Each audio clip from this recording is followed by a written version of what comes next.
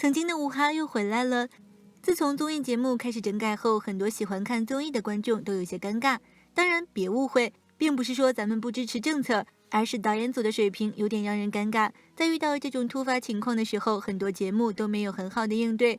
拿近期热播的《哈哈哈哈》第2季来说，最新一季在邓超、陈赫、鹿晗的基础上，增加了彭昱畅和郭京飞，有5位当红明星坐镇，都抵不过节目质量下滑带来的不利影响。不过最近节目的口碑有所回升，又是怎么回事呢？赶紧跟着小编一起来看看吧。Hello， 宝宝们，咱们又见面了。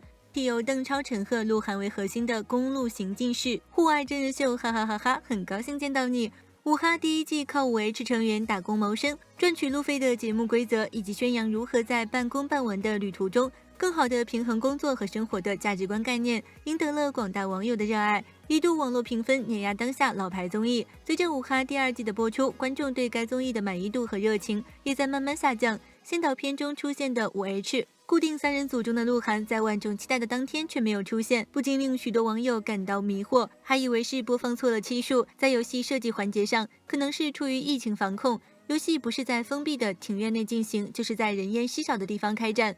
本期最新一期节目，鹿晗要重新归队五哈旅行团，再加上由彭昱畅哄骗过来的新成员刘昊然，节目组为了庆祝五哈旅行团，正式组团出发。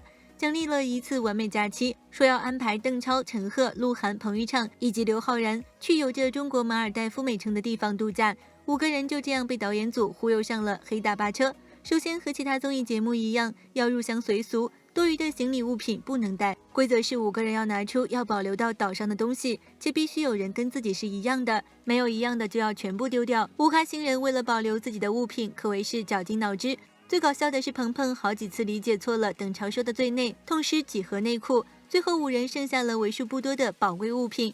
但没想到节目组居然要录好几个小时，众人纷纷说腰受不住。更黑心的是，想要下大巴车，竟然要花费500元买观光券，真的是碰上了黑心旅行社。好在经过一番斗智斗勇后，终于可以前往中国的马尔代夫。更惊喜的还在后面，原来所谓的中国马尔代夫就是不知名地方的一个未被开发的小岛。5人可谓是刚下了黑大巴，又登上了黑船，套路一个接一个，和图片上的美妙风景大相径庭。这里没有帐篷，没有海鲜烧烤，没有粉红的日出，只有孤零零的岛。5人为了晚上有帐篷睡觉，还要拿着镐和铁锹在泥滩上挖坑。为了能够容纳5个，他们挖了3米的苦哈哈坑。高高兴兴、辛辛苦苦完工后，穷得叮当响的5个人，又被要求跳过刚才自己挖的坑，才能免费得到晚餐。真的是自己挖坑自己跳呀！气得鹿晗都要打12135维权了。很多网友在弹幕中纷纷评论说，没有前几期那么尬了。而对于这次五哈口碑的回升，小编认为主要有以下几个原因。首先，鹿晗回归，要凭这次五哈热度回升的功臣榜，鹿晗绝对榜上有名。等了3期，终于在第4期等到了鹿晗的回归。此前只在先导片露了一面的鹿晗，在最新一期的节目中终于回归。这也让此前一直在弹幕中一直苦苦守候的粉丝们终于如愿得见了。其实说是回归，倒不如说第4期才是正片的开始，因为细心的网友会发现，本期几位嘉宾们还穿着短袖。所去的海岛以及嘉宾刘昊然的加盟，也是节目一开始在微博就透露的内容，所以某种意义上来说，这才应该是真正的第1期。这一期也很好的和先导片呼应了。而为何将本期放到第4期来播放，大概是因为顺应当前的大环境。综艺不能太过娱乐化，所以在播出的第1期是嘉宾们去到西安体验当地的面文化，第2期几个嘉宾直接室内游戏玩了一整期，第3期穿越时空变成原始人，则更是看的人不知所云。所以前3期无论是节目设置还是嘉宾的加入和退出，都显得有些混乱。节目播出也遭受了许多诟病，无数网友都觉得这和第1季相差太远了，就算是疫情当前，也不是节目质量下滑的理由。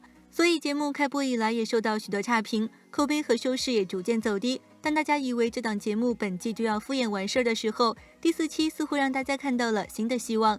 新一季的开播直接登上了好几个热搜，在播出时段，五哈的收视热度在肉眼可见的上涨，即使有清环这档热门综艺一起并驾齐驱，其还是以绝对的优势冲到了收视榜首。无数网友都觉得以前的五哈终于回来了，相信看了本期节目的不少观众都要笑疯了，笑点密集到你上完厕所回来还能接着笑。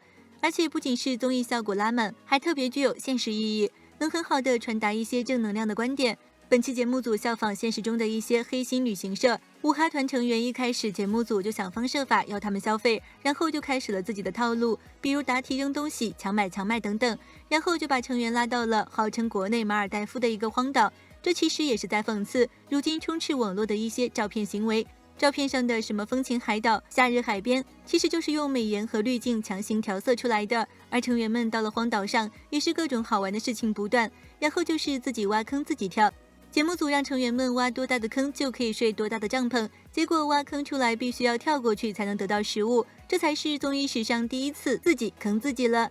而在后面的食物环节，节目5位嘉宾真的用一个小锅煮了野生的鸡蛋面，先洗好澡的陈赫自觉承担了煮面这个任务，然而没有生活经验的他把一整把面都下去了，导致后面面坨在了一起，根本没熟。但是精疲力尽的成员们只能先胡乱应付着。而这面可能就是鹿晗缺席之后节目的原因。了解鹿晗的粉丝都知道，其从练习生的时候，他的胃就一直不太好，所以此次吃没熟的食物自然会腹泻拉肚子。而鹿晗请假没参与录制的原因，也是因为生病拉肚子。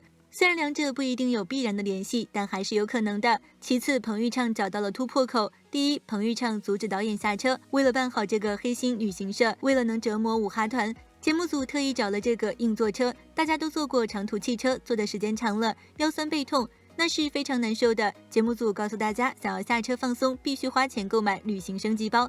大家自然是不愿意花钱的，那就只能选择另一种方式答题。节目组想要为难大家，又怎么会让大家轻松答对呢？大家成功被节目组套路，错过了服务区，他们也只能决定挺到目的地。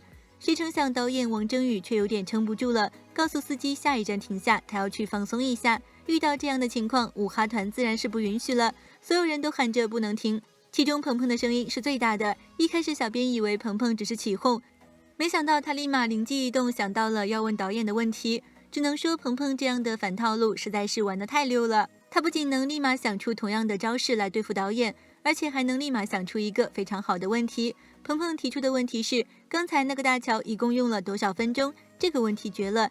就在前一秒，鹏鹏和刘昊然刚掐表算过，因为他怕导演问这个问题。鹏鹏这现学现用的本事真是让人刮目相看了。很多观众看了这一趴鹏鹏的表演之后，都仿佛表示他从黄磊那里出师了。只要看过《向往的生活》的观众都知道，黄磊在节目中经常和节目组对抗。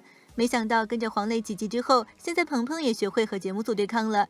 第二，彭昱畅识破节目组的套路，在最后一个游戏环节中，节目组为了能折磨五哈团，想出了泼水赢食物的游戏。节目组非常清楚，观众是喜欢看嘉宾被泼水的，他们越是被欺负，观众越觉得好玩。然而，真的是这样吗？其实欺负这种东西太重复了就不好玩了。简单来说，节目组欺负嘉宾的花样多点是可以的，但同样的招数一直玩就尴尬了。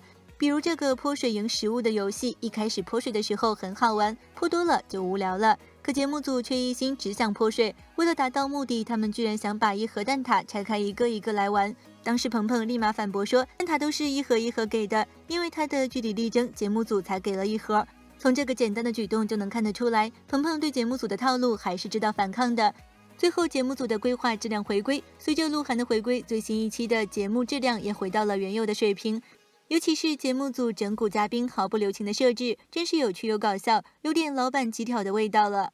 纵观最新一期节目，节目组有意模拟真实跟团旅行现状，借用节目折射出黑心旅行团的丑恶面目。一上来就给邓超、陈赫来了一出照片，嘴上承诺这场旅行有好玩的、好吃的、好看的，但实际上却是荒岛求生外加被节目组按头强制消费。值得注意的是，这期节目组确实玩得很大，从车上的小游戏到荒岛求生，将几位常驻嘉宾折腾得够呛。即便如此，邓超和陈赫也选择了乖乖配合，唯独彭昱畅2次反套路节目组。尤其是在旅游大巴上导演讨价还价那一幕，简直太会玩了。只能说这次彭昱畅算是请对了，也希望邓超、陈赫、鹿晗、鹏鹏都能够支棱起来，用尽浑身解数去和节目组斗智斗勇。只要大家能有这样的心态，那不管是剧本和游戏多么无聊，节目的笑点都能被撑起来。总的来说，这一季前3期很无聊，第4期却笑点十足。面对节目组整蛊偶像，观众不怒反乐，全都抱着调侃的态度，没有盲目吐槽节目组，非常令人欣慰。希望后期能保持这样的状态，要不然怕是翻身无望了。好了，本期内容就分享到这里，欢迎宝宝们来评论区一起留言讨论。喜欢本期内容的可以点击关注，咱们下期再见哦。